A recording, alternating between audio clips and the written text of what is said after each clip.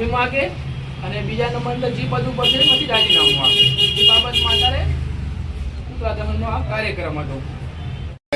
First નંબરનું બંધારણ આપેલું છે એવા બાબા સાહેબ આંબેડકર વિશે આપણા કહેવાતા તડીપારે અભદ્ર ટિપ્પણી કરે છે. અને અનુસંધાને ભાભર તાલુકા કોંગ્રેસ અને દલિત સમાજ આયોજિત આ કાર્યક્રમ હતો.